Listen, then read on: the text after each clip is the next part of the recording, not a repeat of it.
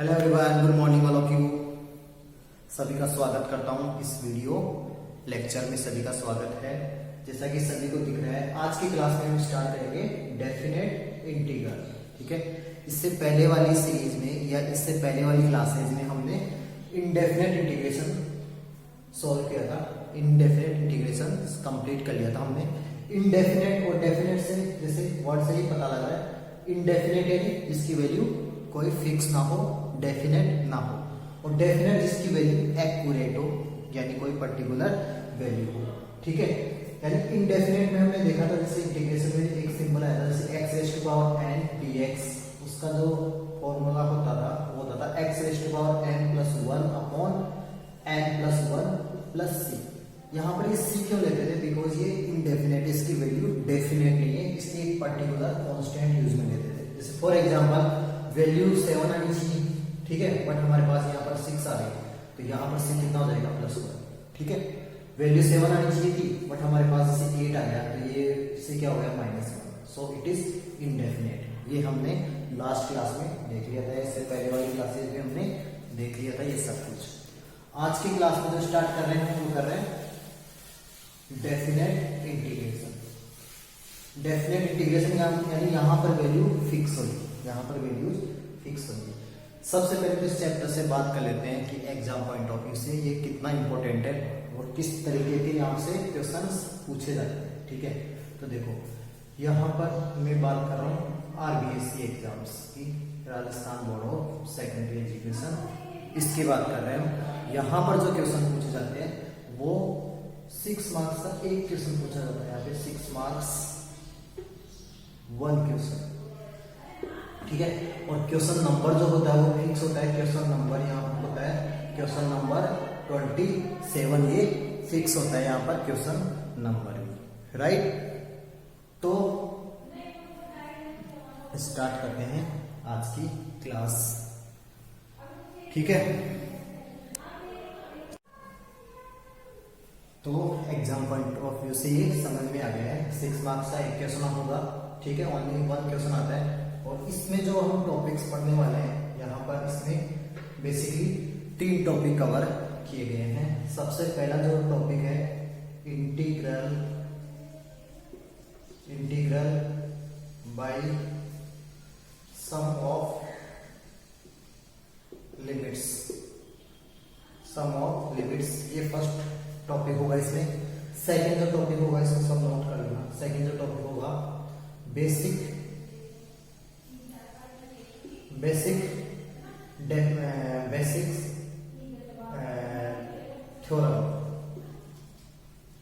Theorem on integral.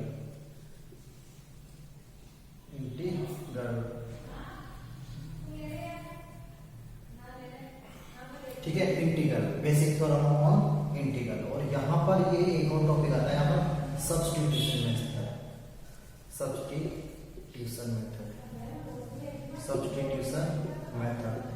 ये substitution method है।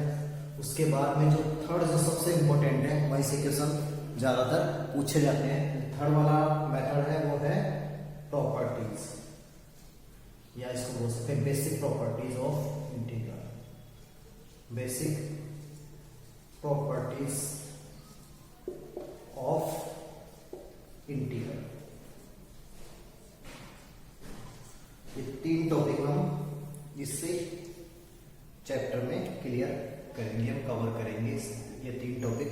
यहां से ये जो फर्स्ट टॉपिक है integral by sum of limits, यहां से क्वेश्चन जनरली नहीं पूछा जाता और सीबीएसई के सिलेबस से भी इसको रिमूव कर दिया गया है। ठीक है, तो हम फिलहाल इस टॉपिक को स्किप करेंगे। हालांकि इस चैप्टर के लास्ट में इस टॉपिक को कवर करेंगे हम, ऐसा नहीं है इसको स्किप करेंगे, नहीं करेंगे इसको स्किप। किसी के माइंड में ऐसा हो कि इसको स्किप करने वाले हैं, इसको स्किप नहीं करेंगे, बट इसको इस चैप्टर के लास्ट में कवर करेंगे। ठीक है, तो आज का जो टॉपिक रहेगा वो रहेगा बेसिक थ्योरम ऑन इंटीग्रल, और इसका सेकंड जो पार्ट होगा वो होगा सब्स्टिट्यूशन मेथड, और नेक्स्ट क्लास में basic properties of integral. Question यहाँ से 99% चांस होता है इसी क्वेश्चन पुटअप किया जाता है एग्जाम में, लेकिन इसका मतलब ये बिल्कुल नहीं है कि ये इसको स्किप कर दो सब्स्टिट्यूशन मेथड और इसको कर दो। ये जब भी समझ में आएगा जब सब्स्टिट्यूशन मेथड तुम्हें समझ में आएगा। सब्स्टिट्यूशन मेथड क्लियर होगा जब भी बेसिक प्रॉपर्टीज समझ में आने वाले, अदरवाइज बेसिक प्रॉपर्टीज समझ में नहीं आने वाला। सो इसको अच्छे से समझना है, जब भी तो क्वेश्चन यहीं से आता है, बिकॉज बेसिक प्रॉपर्टीज में सब्स्टिट्यूशन मेथड यूज में आ जाता है।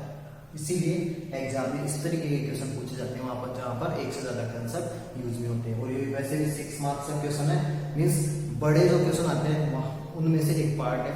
यहाँ से बड़ा क्वेश्चन कहां पर से आएगा, जहां पर एक से ज्यादा प्रॉपर्टीज यूज में लगी है या एक से ज्यादा कंसेप्ट यूज में आएंगे। तो यहाँ पर जो बेसिक प्रॉपर्टीज है वहां पर सब्स्टिट्यूशन मेथड प्लस प्रॉपर्टीज ये यूज में आएगा। सो हमें ये दो मेथड पढ़ने हैं यहाँ पर बेसिकली, और कुछ नहीं देखना। तो इस मेथड को हम लास्ट में डिस्कस करेंगे। तो उम्मीद करता हूँ यहाँ तक नोट हो गया होगा, तो नोट कर सकते हो। यहाँ तक ये हम इस क्लास में कवर करने या इस चैप्टर में हम कवर करेंगे। तो ये यहाँ तक नोट हो गया होगा। तो अब हम शुरू करते हैं। तो आज की क्लास में हम स्टार्ट करेंगे बेसिक्स ऑफ डेफिनेट इंटीग्रेशन। तो सबसे पहले आज की क्लास का फर्स्ट जो टॉपिक होगा वो होगा डेफिनेशन। एक मिनट में इसमें लिंक डाल देता हूं। आज की क्लास का जो फर्स्ट टॉपिक होगा वो होगा definition of definite integration. Definite integration की जो डेफिनेशन से स्टार्ट करेंगे कि डेफिनेट इंटीग्रेशन हम किस तरीके से सॉल्व करते हैं, किस तरीके से यूज में लेते हैं, वो देखते हैं। जस्ट 1 मिनट वेट करो।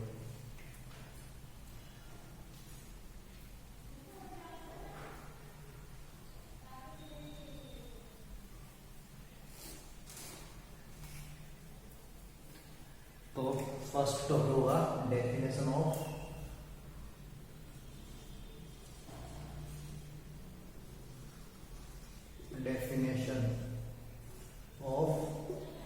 Definite integral. तो देखो मैथमेटिकली कैसे डिफाइन कर सकते हैं हम डेफिनेट इंटीग्रेशन को, वो देखते हैं। तो देखो डेफिनेट इंटीग्रेशन जब भी वर्ड यूज में आता है तो वहां पर लिमिट्स का कंसेप्ट यूज में आता है। मींस वहां पर एक न्यूमेरिकल वैल्यू होगी और इंटीग्रेशन में लिमिट यूज में होगी। फॉर एग्जांपल यहाँ पर हमारी लिमिट है a और b और ये फंक्शन है f ऑफ x dx। हमारे पास कोई फंक्शन है f ऑफ x dx और उसको हम इंटीग्रेट करना है हमें उसको a से b। ठीक है, इसको बोलते हैं लोअर लिमिट और इसको बोलते हैं अपर लिमिट। ठीक है, तो इसकी जो वैल्यू आएगी जब इसको सॉल्व करोगे तो यहाँ पर f ऑफ x को इंटीग्रेट करोगे तो इसमें जो आंसर होता है वो आएगा कैपिटल F लिख लेता हूँ, कैपिटल F ऑफ x ऐसा लिख लेता हूँ। ठीक है, अब ये f ऑफ x कुछ भी हो सकता है, इसलिए मैं इसको एक पर्टिकुलर वैल्यू नहीं ले सकता। f डैश नहीं बोल सकते इसको, बिकॉज f डैश x किस में बोलते हैं, डिफरेंशिएशन में। यहाँ पर capital f of x dx और लिमिट ऐसे यूज होते हैं a टू। ठीक है, लोअर लिमिट को नीचे लिखते हैं, अपर लिमिट को ऊपर लिखते हैं।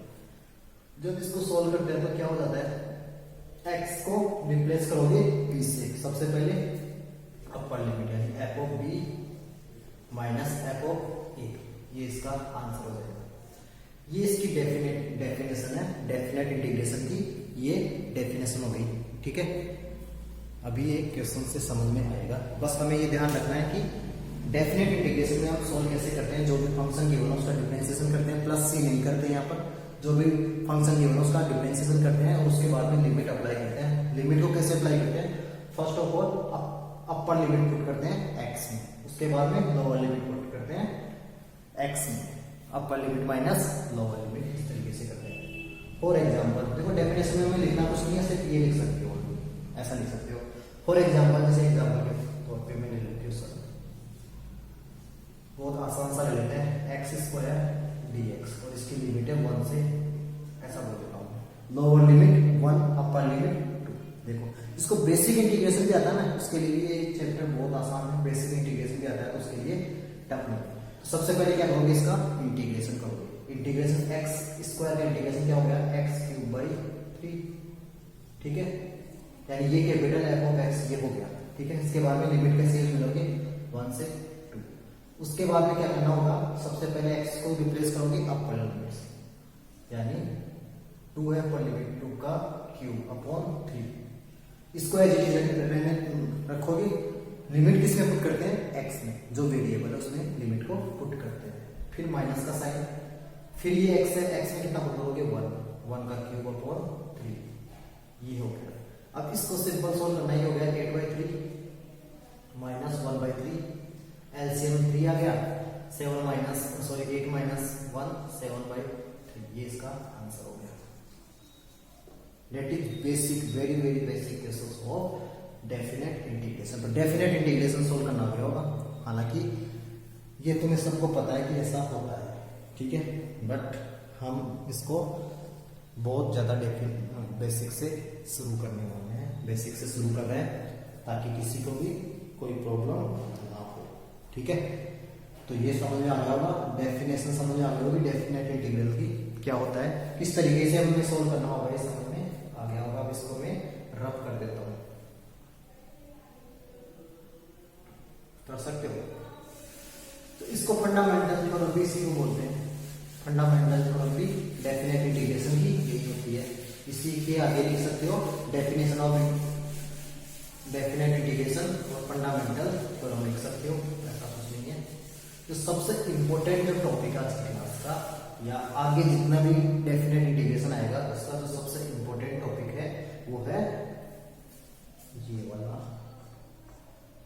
ऐसा लिखोगे definite integral by substitution method, by substitution method. एक सब्स्टिट्यूशन मेथड हमने इनडेफिनेट इंटीग्रेशन में देखा था और एक सब्स्टिट्यूशन मेथड हम किस में देखने वाले हैं, डेफिनेट इंटीग्रेशन में देखने वाले हैं। तो सबसे इंपॉर्टेंट टॉपिक है, इसको ध्यान से समझना है। सब्स्टिट्यूशन मेथड से हम डेफिनेट इंटीग्रेशन को कैसे सॉल्व करते हैं, जैसे कि देखो इसको समझना है, स्टेप्स ले लेंगे हम इसमें। लेट फंक्शन ले लिया हमने, let function f of x, ये फंक्शन है, ठीक है। इस फंक्शन को हम इंटीग्रेट करेंगे, इस फंक्शन को हमें इंटीग्रेट करना है, इंटीग्रेट करना है इस फंक्शन को हमें, ठीक है। कहां से, limit from a to b, इस फंक्शन को इंटीग्रेट करना है a to b. For example ये फंक्शन किस टाइप से है, एफ ऑफ एक्स है हमारे पास और ये dx, और ये लोअर लिमिट है, ये अपर लिमिट है, इसको इंटीग्रेट करना है फ्रॉम ए टू बी, ठीक है। इसकी वैल्यू फाइंड करनी है फ्रॉम ए टू बी। तो यहां पर सब्स्टिट्यूशन मेथड कैसे यूज में लेना होगा, ये समझने वाली बात होती है यहाँ पर।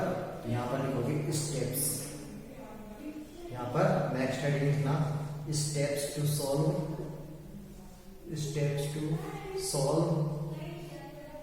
डेफिनेट इंटीग्रेशन, या डेफिनेट इंटीग्रेशन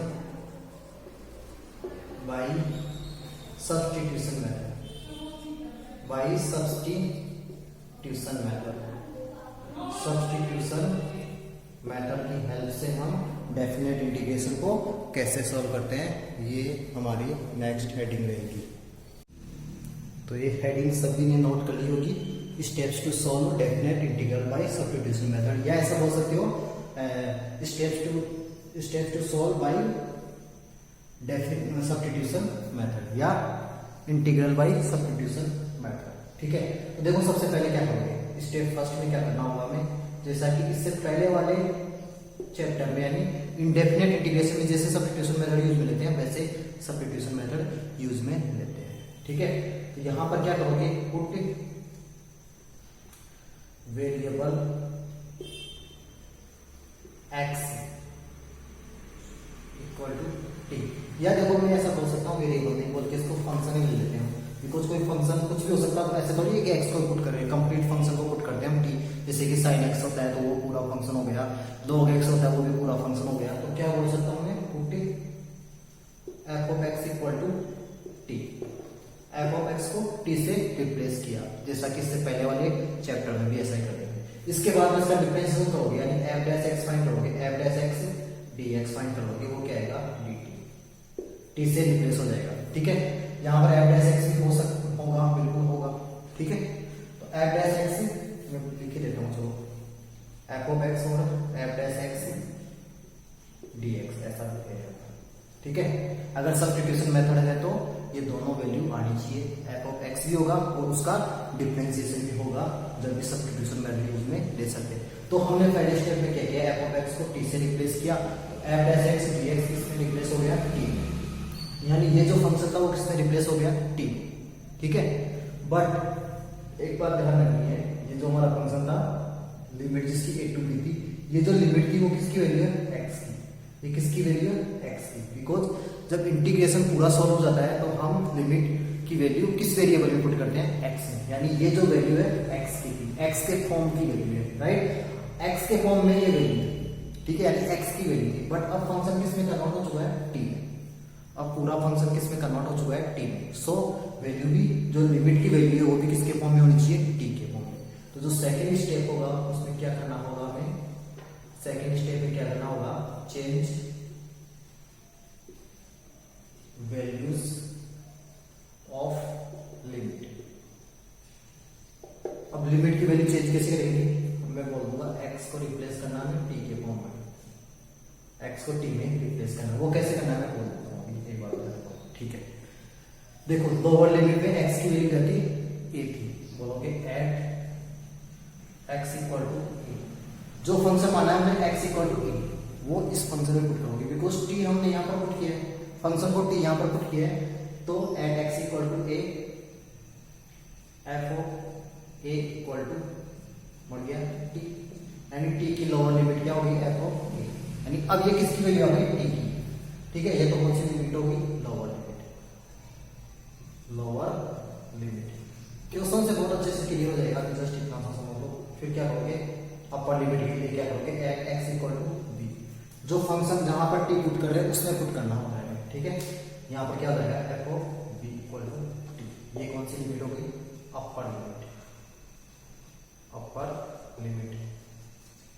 तो यहाँ पर दो बातें समझ में आ गई होगी, सबसे पहले तो एफ ऑफ एक्स को टी से रिप्लेस करोगे, उसका डिफरेंशिएशन करोगे, उसके बाद में लिमिट को भी चेंज करना है, बिकॉज जो पहले जो लिमिट गिवन है वो किसके फॉर्म में गिवन है एक्स के फॉर्म में, और अब हमने फंक्शन किसके फॉर्म में कन्वर्ट कर लिया है टी के फॉर्म में। सो लिमिट की वैल्यू भी चेंज होनी चाहिए, लिमिट की वैल्यू पहले एक्स के फॉर्म में थी, अब किसके फॉर्म में होनी चाहिए टी के फॉर्म में। वो वैल्यू कैसे फाइंड करोगे, अपर लिमिट और लोअर लिमिट की वैल्यू जहां पर हमने टी रिप्लेस किया वहां पर पुट करना होगा। ठीक है, यानी लोअर लिमिट क्या हो जाएगी F of A, upper limit क्या हो जाएगी एफ ऑफ बी। वहां पर कोई पर्टिकुलर वैल्यू आएगी अब फंक्शन के फॉर्म में नहीं आएगी, वो क्वेश्चन से क्लियर हो जाएगा। ठीक है, तो ये दो स्टेप सभी को क्लियर हो जाओगे। ठीक है, और नोट कर लिया होगा सभी ने, फटाफट नोट कर लो इसको। उसके बाद में नेक्स्ट स्टेप देखते हैं और क्वेश्चन सोल्व करेंगे इसके, बहुत आसान है, कोई ज्यादा टफ नहीं है, बहुत ज्यादा आसान है। ठीक है, तो ये नोट कर लिया होगा सभी ने। तो थर्ड स्टेप लिखता हूं मैं, थर्ड स्टेप क्या है, स्टेप थर्ड में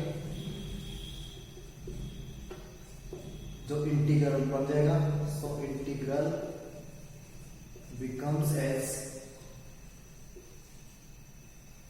इंटीग्रल क्या बन जाएगा वही आई इक्वल टू बोलोगे।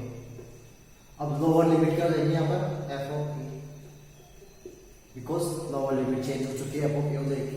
अपर लिमिट क्या हो जाएगी एफ ऑफ बी, और यहाँ पर क्या हो जाएगा, बिकॉज एफ ऑफ एक्स को क्या मान लिया था हमने टी, टी डी टी, इसके फॉर्म में रहेगा। और इसका फाइनल आंसर क्या होगा, इसको capital F of T, f of T बोल दो,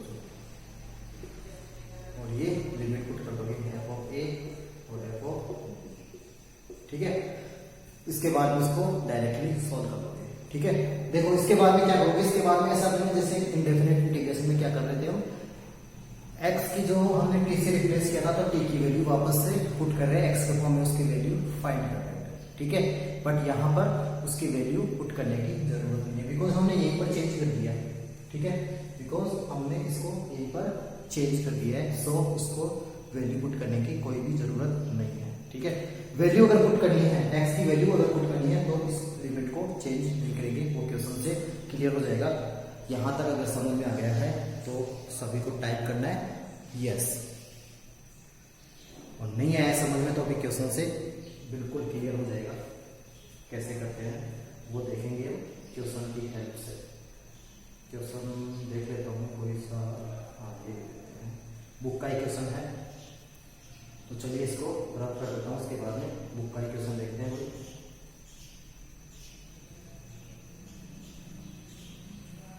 चलो बुक का ही क्वेश्चन लेते हैं कोई सा। तो क्वेश्चन की हेल्प से हम सब्स्टिट्यूशन मेथड्स के क्वेश्चन देखते हैं कुछ। ये एक्सरसाइज 10.2 है, ना कि 10.1। ये एक्सरसाइज 10.2 है, ना कि 10.1। 10.1 हम इस चैप्टर के लास्ट में देखेंगे। जैसे कि सबसे पहले मैं एग्जांपल ले लेता हूँ, ऐसा कोई सा भी। हमें बोला है find the value of, limit बोली है 1 से 2, और यहाँ गिवन है 2x upon 1 plus x square dx।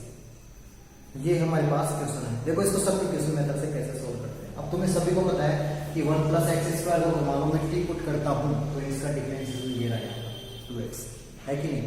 तो यहाँ पर सब्स्टिट्यूट कर सकते हो, बोलोगे put 1 plus x square equal to t। तो अब इसका डिफरेंशिएशन करोगे तो 1 का क्या हो जाएगा 0, एक्स स्क्वायर का क्या हो जाएगा 2x dx equal to dt। ये इक्वेशन नंबर 1 होता है, और जहां पर फंक्शन को t पुट करते हैं वो इक्वेशन नंबर 2 होता है, यानी 2x dx की वैल्यू dt होगी। बट अब यहाँ पर फंक्शन किस में चेंज हो चुका है, t में चेंज हो चुका है। तो t में चेंज हो चुका है तो लिमिट भी चेंज करनी पड़ेगी। तो बोलोगे चेंजिंग लिमिट्स, चेंजिंग लिमिट्स। ठीक है, सबसे पहले करोगे एट लोअर लिमिट के लिए क्या करोगे, लिख सकते हो चाहे सही से लोअर लिमिट। पहला कौन सा चेंज कर रहे हो, लोअर लिमिट। लोअर लिमिट कैसे करोगे, at x equal to, x की लोअर लिमिट क्या थी यहाँ पर 1, एट एक्स इक्वल टू 1। तो यहाँ पर x को 1 पुट करोगे, यहाँ पर पुट करना है इक्वेशन नंबर 2 में। At x equal to 1 plus 1 का whole square equal to t, यानी t इक्वल टू कितना हो गया 2। ठीक है, सेकंड क्या बोलोगे, for upper limit, for upper limit. Upper limit के लिए क्या करोगे, at x equal to, because upper limit क्या है इसकी 2, एक्स इक्वल टू 2। तो ये क्या आ जाएगा 1 प्लस 2 का होल स्क्वायर t, और यहाँ पर t की वैल्यू आ जाएगी 5, यानी लोअर लिमिट 2 होगी, अपर लिमिट 5 होगी। ठीक है, तो जो थर्ड स्टेप था हमारा वो यहाँ लिख देता हूँ मैं, थर्ड स्टेप में यहाँ पर लिख देता हूँ। सो i इक्वल टू, देखो 2x dx तो किसमें चला गया था, dt में, और इस पूरे को क्या मान लिया था हमने t, और अब जो लिमिट है वो क्या होगी 2 to 5, 2 to 5, इस तरीके से लिमिट हो जाएगी। तो अब dt बाई t का इंटीग्रेशन सभी को पता है log t होता है, log t, और लिमिट यूज में लोगे 2 to 5। इसके बाद में अपर लिमिट पहले पुट करते हैं, यानी log 5 माइनस log 2। अब गलती से ऐसा मत करना log 5 माइनस log 2 log 3 हो जाएगा, नहीं ऐसा नहीं होता। log m माइनस n क्या होता है, log m बाई n, यानी इसका आंसर आ जाएगा log 5/2। प्लस c बिल्कुल भी मत करना, बिकॉज इसमें वैल्यू आएगी कोई न्यूमेरिकल वैल्यू आती है। ठीक है, तो log 5/2 इसका आंसर होगा, log 3 इसका आंसर नहीं होगा। तो उम्मीद करता हूँ सभी को समझ में आ गया होगा कैसे करना होगा। एक बार जिसको समझ में नहीं आया वो वापस से समझ लो कैसे करते हैं। स्टेप्स अगर समझ में नहीं है तो कोई प्रॉब्लम नहीं है, यहाँ से समझ में आएगा क्वेश्चन। हमारे पास हमें गिवन था i equal to integration 1 to 2, limit थी 2x upon 1 plus x square dx। अब हमें पता है इसको सब्स्टिट्यूशन मेथड से सोल्व कर सकते हैं। सब्स्टिट्यूशन मेथड से कैसे सोल्व कर सकते हैं, बिकॉज 1 प्लस एक्स स्क्वायर को मैं t पुट करता हूँ तो ये dt में चला जाएगा। तो इसका जब डिफरेंशिएशन करते हैं, जैसा कि इससे पहले वाली क्लास में सब्स्टिट्यूशन मेथड में हमने देखा था, तो 1 का 0, एक्स स्क्वायर का 2x dx equal to dt। ठीक है, इसके बाद देखो ये तो dx में dt में चला जाएगा, बट ये जो लिमिट थी यहाँ पर वो किसकी थी, x की। ठीक है, बट इसको किस में करना होगा, यहाँ पर t में। लिमिट को चेंज करने के लिए क्या करते हैं, पहले लोअर लिमिट, x की लोअर लिमिट किस में पुट करते हैं, जहां पर हमने सब्स्टिट्यूशन मेथड यूज में लिया था, यानी जहां पर हमने वैल्यूज को सब्स्टिट्यूट किया था। सब्स्टिट्यूट कहां पर किया था हमने, 1 प्लस एक्स स्क्वायर को टी में रिप्लेस किया था। ठीक है, टी में रिप्लेस किया था। यहाँ पर लोअर लिमिट की वैल्यू स्टेप से होगी, अपर लिमिट के लिए अपर वैल्यू जो कि 2 थी वो पुट किया, 2 का स्क्वायर 4 प्लस 1 5 हो गया और ये 2 हो गया। यानी अब यहाँ पर लिमिट की वैल्यू आ गई 2 to 5 dt by t का इंटीग्रेशन log t 5 और 2 लिमिट यूज में लिया, अपर लिमिट को पहले पुट किया, लोअर लिमिट को बाद में पुट किया। अब log 5 माइनस log 2 बिल्कुल भी log 3 नहीं होता, ये log m माइनस n से log 5/2 हो जाएगा। ये इसका आंसर है। तो उम्मीद करता हूँ यहाँ तक ये समझ में आ गया होगा। ठीक है, ये सब्स्टिट्यूशन मेथड से इसको सॉल्व किया। ठीक है, अब देखो यहाँ पर हमने यहाँ से x की वैल्यू t को रिप्लेस नहीं किया, बिकॉज t बचा ही नहीं हमारे पास, क्यों रिप्लेस करेंगे हम। ठीक है, इससे पहले इंडेफिनेट इंटीग्रेशन में हम क्या करते थे, यहाँ पर t को रिप्लेस करते थे वापस x में, लेकिन यहाँ पर हमें वो पुट करने की जरूरत नहीं है। आगे समझ में। ठीक है, अगर वो उसको रिप्लेस करना होता तो देखो उससे भी आंसर ऐसे ही आता। वो कैसे करते हैं वो देख लेते हैं। इसका आंसर log 5/2 ऐसे करते हैं। इसको देखो वो कैसे कर सकते थे, सब्स्टिट्यूशन मेथड से करते, लेकिन लिमिट को चेंज नहीं करते, तो आंसर कैसे आता है इसका। देख भाई सब्स्टिट्यूशन मेथड तो यूज में लेना ही पड़ेगा इसमें, जैसे हमने किया वही 1 प्लस एक्स स्क्वायर को टी पुट के सेकंड मेथड है, लेकिन इसको हम यूज में नहीं लेंगे। ठीक है, लेकिन हमें पता होना चाहिए सभी। Again 2x dx equal to dt हो गया, मैं लिमिट को चेंज नहीं कर रहा हूँ, है ना। ये क्या हो जाएगा 1 से 2 और ये dt बाई t। ठीक है, अब ये क्या हो जाएगा log t 1 से 2। बट ये वैल्यू किसकी थी, 1 और 2 किसकी थी, x की। तो यहाँ पर x को पहले हमें पुट करना पड़ेगा, पहले x को t से रिप्लेस करना पड़ेगा, तो t को x से रिप्लेस करना पड़ेगा, यानी log t की वैल्यू क्या थी 1 प्लस एक्स, इससे रिप्लेस करना होगा पहले 1 से 2। अब बिकॉज ये वैल्यू किसकी है, x की वैल्यू है, यहाँ पर t में बिल्कुल भी पुट नहीं कर सकते, ऐसा मत करना। इसको गलती से भी log 2 minus log 1 that is log 2/1, ऐसा बिल्कुल भी मत करना, गलत हो जाएगा। कैसे करना होगा, पहले इसको किससे रिप्लेस करना होगा, t से, बिकॉज ये लिमिट किसकी है, x की है, तो x में रिप्लेस करना पड़ेगा पहले। ठीक है, t को किस में रिप्लेस करोगे, x में करोगे पहले, तो x में रिप्लेस करने का मतलब x t की वैल्यू पुट करनी है। तो अब क्या पुट करोगे, अपर लिमिट पहले पुट करोगे, तो 1 प्लस 2 का स्क्वायर 4 कर दो, फिर माइनस साइन लेते हैं, फिर log 1 प्लस 2 का स्क्वायर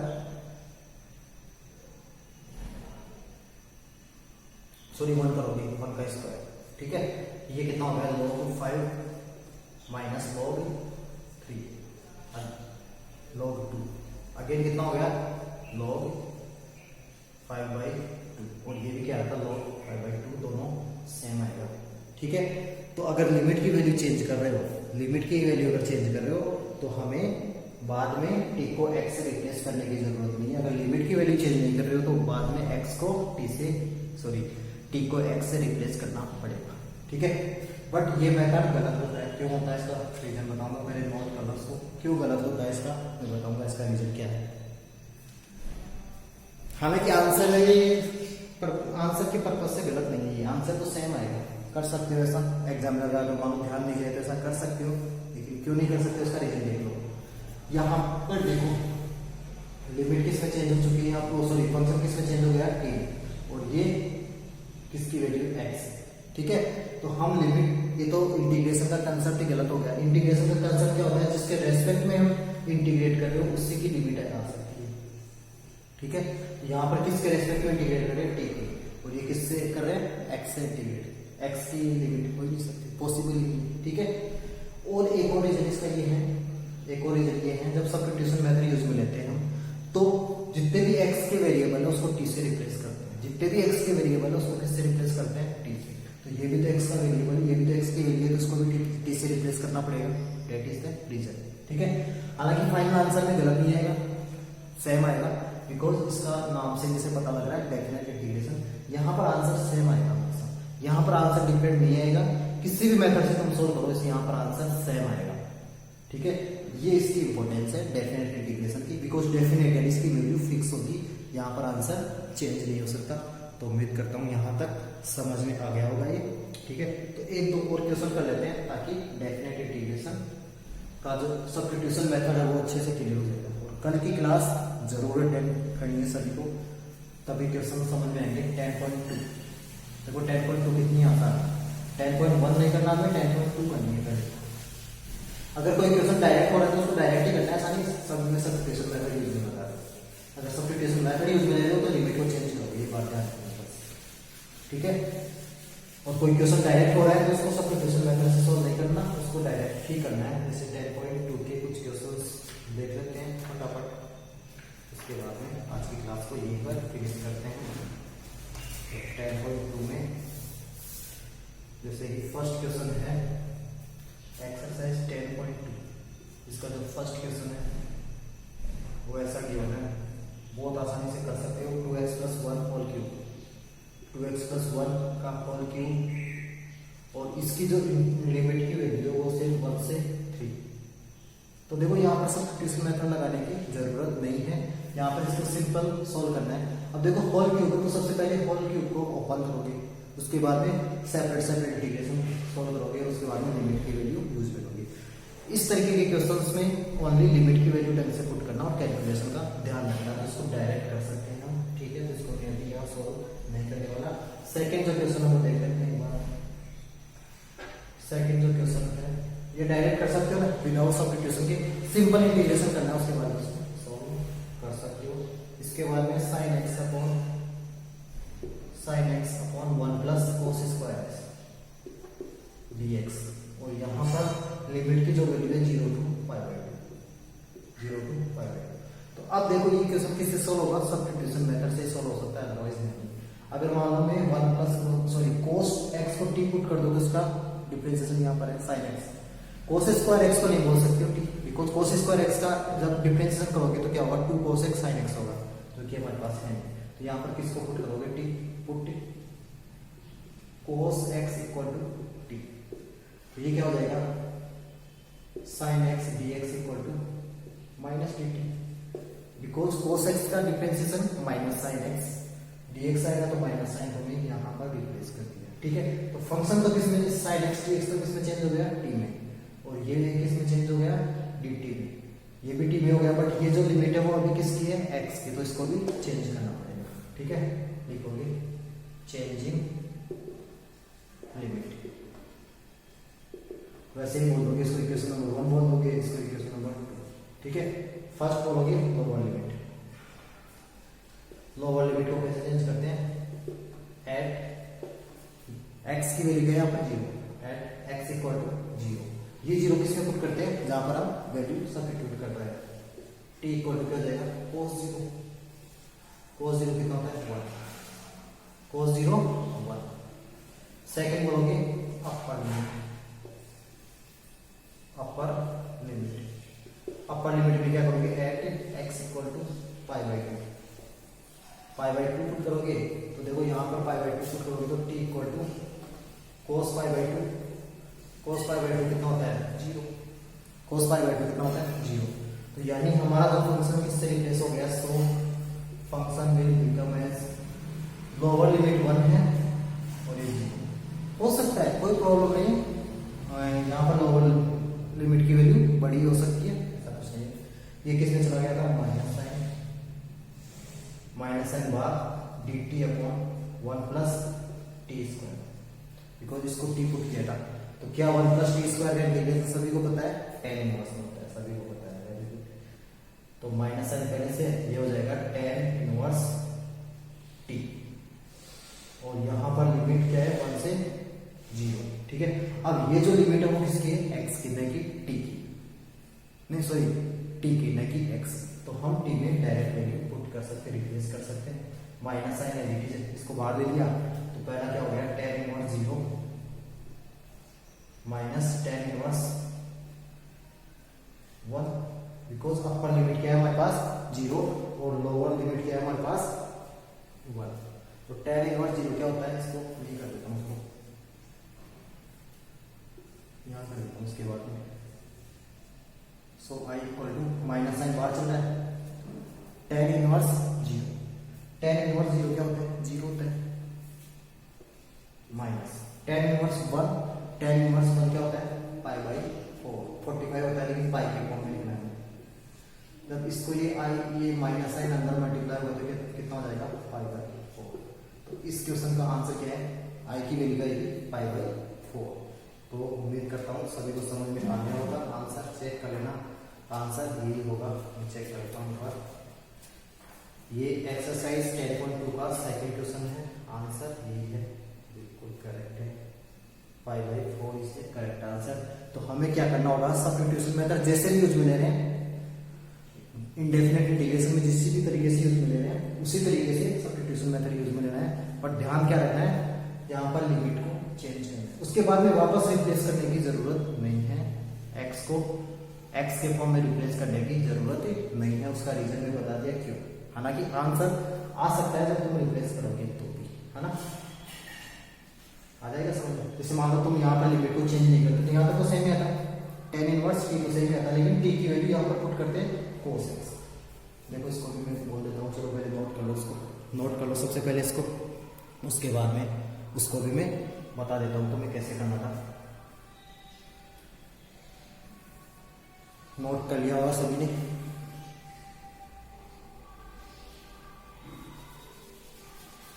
तो देखते हैं अब कैसे सॉल्व करते हैं। लिमिट को चेंज नहीं करते, जैसे मान लो ये वाला स्टेप लगाते ही हो तो क्या हो जाता हमारे पास, तो यहाँ पर इसके बाद में देखो यहाँ तक तो सेम होता, बट इसके बाद में पहले क्या करते हैं, टी की वैल्यू पुट करते हैं। तो टेन इनवर्स टी की वैल्यू है कोस एक्स, ऐसा करना पड़ता। फिर ये अब क्या है, एक्स में रिप्लेस हो गया तो लिमिट क्या कर सकते हैं, अब देखो एक्स से रिप्लेस हो चुका है, एक्स से रिप्लेस हुआ है, इसका मतलब यहाँ पर अब एक्स, अब लिमिट भी किसकी है, एक्स की, देखो 0 से पाई बाई 2, है ना। जब लिमिट चेंज नहीं कर रहे हो उसकी बात बताओ, अगर लिमिट चेंज कर रहे हो तो इसको रिप्लेस करने की कोई भी जरूरत नहीं है। तो क्या रहेगा, minus sine as it is tan inverse cos pi by 2, पहले ये पुट करोगे माइनस साइन, फिर बोलोगे टेन इनवर्स कोस 0, ठीक है। ये कितना हो जाएगा, माइनस साइन बाहर, ten inverse cos pi by 2 0 minus ten inverse कोस 0 1। तो देखो ये आपको ये सेम ही आ गया, तो ये वैल्यू सेम ही है बिकॉज रिप्लेस कर रहे हैं तो कोई प्रॉब्लम नहीं है, वही वैल्यू आने वाली है, ठीक है। तो हम दोनों तरीके से कर सकते हैं, बट ध्यान रखना में लिमिट को चेंज ही करना है। अगर सब्स्टिट्यूशन मेथड से कर रहे हो तो लिमिट को चेंज करना ही है, ठीक है। तो उम्मीद करता हूँ आज की क्लास समझ में आ गई होगी। आज हमने क्या देखा है, डेफिनेट इंटीग्रेशन की फंडामेंटल थ्योरम। फंडामेंटल थ्योरम कुछ नहीं होती, बस बेसिक इंटीग्रेशन कैसे करते हैं और उसमें लिमिट्स का यूज कैसे करता है, उसी को फंडामेंटल थ्योरम बोलते हैं। तो सेकंड जो सबसे इंपॉर्टेंट टॉपिक था वो definite integration by substitution method. Substitution method भी हम पढ़ चुके हैं इंडेफिनेट इंटीग्रेशन, तो वहां पर जिस तरीके से हम सब्स्टिट्यूशन मेथड को सोल्व करते हैं वैसे ही करते हैं, बट ध्यान रखना है यहाँ पर लिमिट को भी चेंज करना होगा बिकॉज यहाँ पर लिमिट का भी कंसेप्ट यूज में होता है, ठीक है। और उसके बाद में लेकिन यहाँ पर लिमिट को चेंज कर दिया, यानी लिमिट को x से t में रिप्लेस कर दिया, तो बाद में हमें t की वैल्यू x के फॉर्म में पुट करने की जरूरत नहीं है। तो समझ में आ गई होगी आज की क्लास। सभी को कमेंट करना है क्लास कैसी है, और कल की क्लास जरूर अटेंड करनी है सभी को, अदरवाइज ये समझ में नहीं आने वाला कल का अटेंड नहीं करोगे तो, ठीक है। तो कल इस पर बेस्ड क्वेश्चंस करेंगे 10.2 के। अगर जिसको डेफिनेट इंटीग्रेशन इंडेफिनेट इंटीग्रेशन में सब्स्टिट्यूशन मेथड अच्छे से आता है उसके लिए कोई प्रॉब्लम नहीं है, पूरी एक्सरसाइज हो जाएगी 10.2, ठीक है। तो कोशिश करना 10.2 पूरी करने की। उसके बाद में जो कुछ क्वेश्चंस बचे हुए हैं उनको कल हमारी क्लास में हम सोल्व कर लेंगे, ठीक है। यहाँ पर देखो जरूरी है सब्स्टिट्यूशन मेथड से हम इंटीग्रेशन सोल्व करें, ठीक है। और कोई मेथड लग रहा है जैसे पार्शियल फ्रैक्शन भी लग रहा है, बाय पार्ट्स लग रहा है, उस तरीके से भी हम इंटीग्रेशन सोल्व कर सकते हैं। और लास्ट में जो रिजल्ट आता है, मतलब तुम्हें किसी भी तरीके से इंटीग्रेशन सोल्व करना है, लास्ट में जो आंसर लास्ट में जो वैल्यू आती है उसमें लिमिट की वैल्यू पुट करनी है, प्लस सी नहीं आता यहाँ पर, बस ये है। जितने भी मेथड वहां पर हुए थे हमने इंडेफिनेट इंटीग्रेशन में जो किया था, वहां पर जितने भी मेथड उस तरीके से इंटीग्रेशन को सॉल्व कर सकते हो, लास्ट में क्या कर सकते हो, लिमिट की वैल्यू पुट कर सकते हो। बस इतना ही सब कुछ है, तो ठीक है। आज की क्लास को यहीं खत्म करते हैं, और जो क्लास अटेंड नहीं कर रहे उनको भी बोलना है क्लास करने के लिए, ठीक है। तो चलिए ठीक है, बाय बाय, मिलते हैं नेक्स्ट क्लास में। तब तक के लिए अपना ध्यान रखिए और स्टडी करते रहो, ठीक है। चलो यहीं पर